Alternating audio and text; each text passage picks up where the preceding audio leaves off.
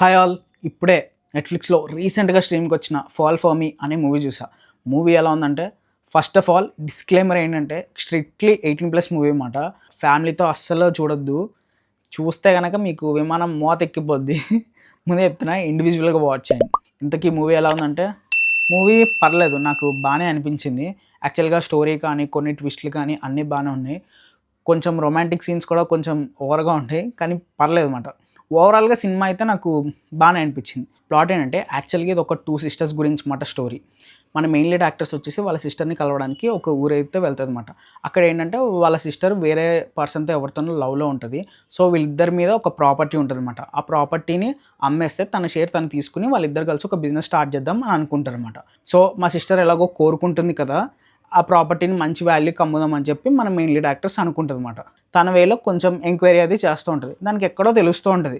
ఎక్కడో ఏదో తప్పు జరుగుతుంది అని అనిపిస్తూ ఉంటది.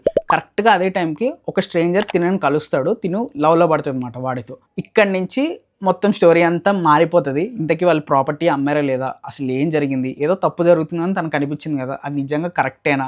ఈ విషయాలన్నీ తెలియాలంటే ఈ మూవీ మీరు చూడాలన్నమాట. ఫస్ట్ ఆఫ్ ఆల్ ఆ సినిమాటోగ్రఫీ అయితే చాలా బాగుందన్నమాట. నాకైతే చాలా బాగా నచ్చింది. క్రేజీ తీశారసల. అండ్ ఇంకొకటి, మూవీలో మనకి అడల్ట్ సీన్స్ అనేవి ఉంటాయి.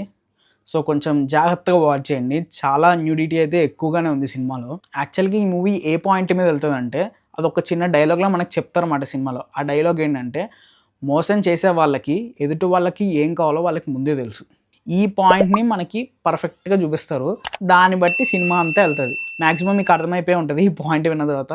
ఇదే మాట సినిమా. అండ్ సినిమాలో మ్యూజిక్ కూడా బానే ఉంది. అండ్ వాళ్ళిద్దరి మధ్య రొమాంటిక్ సీన్స్ కూడా బానే ఉన్నాయి. సరే మరి నెక్స్ట్ వీడియోలో మళ్ళీ కలుద్దాం. అంతవరకు బాయ్.